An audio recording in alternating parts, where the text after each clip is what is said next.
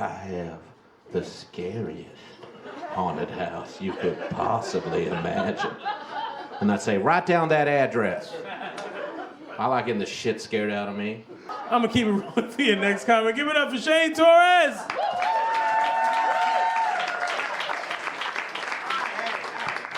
Hey, Reggie Conquest, everybody. Give him a round of applause. Thanks for hanging out. I'm gonna try these jokes. Here we go.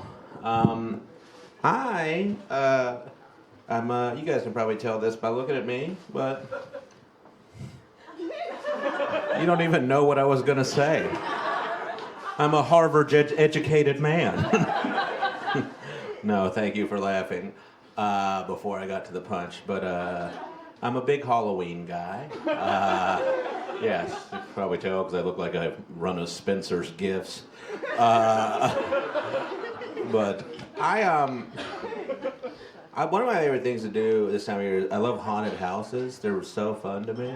Has anyone here, and I grew up in the South, has anybody here ever been to a hell house? Are you familiar with what that is?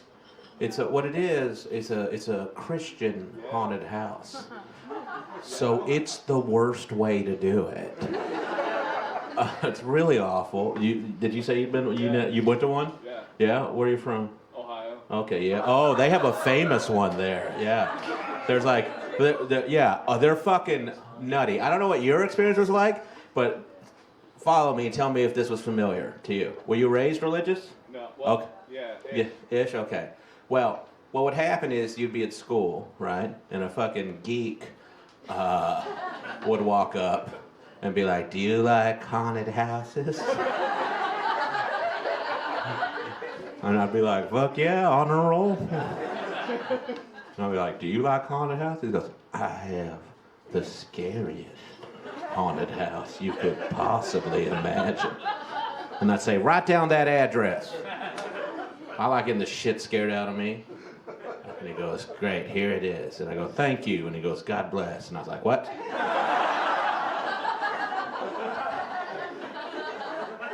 And then, because I was like 14, I'd have to go to my mother, and I'd be like, Mother, will you please take me to this address?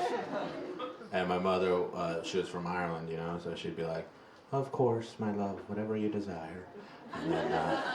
And then she'd be driving me, she'd be like, oh, do you think you'll get a bit of this silly, like she didn't understand like American like culture, you know, like she'd just be like, do you think you'll be all scary wary or whatever? You know, and I'd be like, yeah, probably, whatever. And then we'd pull up and she'd be like, oh, we're here. And I'd be like, fuck, it's a church. And then my mother'd be like, oh, I'm so happy you're spending time with the Almighty. And then she would leave, and then I would have to go in this place, and then out would walk the most closeted youth pastor you have ever seen in your life. This guy was gayer than a Fire Island handshake.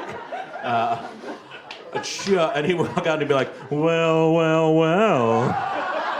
What do we have here? Some sinners? Like, this was the only time of year this dude got to be theatrical, and he made the fucking most of it. He was like a gay, like Philip Marlowe. He dressed up. He was a detective, and you know, like the only thing he can't discover is his truth. And so here's the other thing. And please tell me if this sounds familiar to you, sir. They're church-going folk, you know, so they won't show you the traditional things you might see or expect in a regular haunted house, like a guy with a chainsaw, or a scary ghost, or a renegade hillbilly sex family.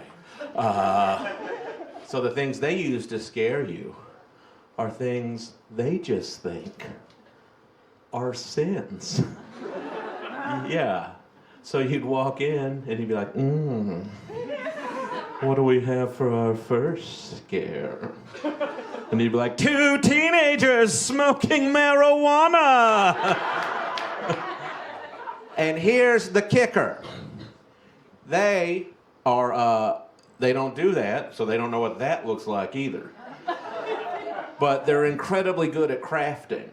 So it's remarkably accurate and detailed. So there'd be like one kid on a couch, like smoking weed, and then right next to them would be another person shooting heroin into their arms. And he'd be like, Jesus Christ, these are years apart in the drug world. And it was just like filthy. It was disgusting. And they would take you through these traps of these rooms, and just trying to like convert you through fear. And there was always, right before the end, big one was first of all, I want to say, you guys know that the homosexuality one is coming, but they had to do that at the end because otherwise this guy would have just gotten rock hard and ran out of the place. Just run out, I gotta change the way I vote!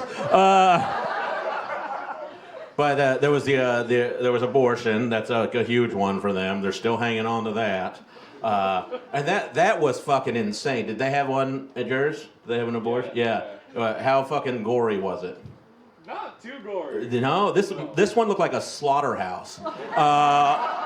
It was fucking insane. There was a woman on a table, and the table was up. It wasn't operation. It was like she was like, it was Christ-like, She was and she was screaming, and there was blood everywhere, and she was chained to it. And chained, like it seems like you guys want to do this. You're keeping her here. This is fucking nuts to me. And then obviously gay ones last, right? But here's the thing: they can't, in the great state of Texas, where I'm from, they can't show you any sexual acts because they would then go to prison because it'd be considered showing pornography to a child. So, clever as they are, this is what they did instead. It was just two huge white sheets, right? And there was lights placed behind them. And then he'd be like, he would walk in and he'd be like, in the last room, homosexuality. And then the silhouette of two erect men. Like one from here, one from here. Just, they're fucking, like they're having a flesh joust. And they just start walking towards one another. And you're like, oh my God. It's like, I didn't know about gay stuff yet, but I was like, this is kind of cool. And then like right before they fucking dock the ship, the lights would come up and it would be like, hell, and because when they come.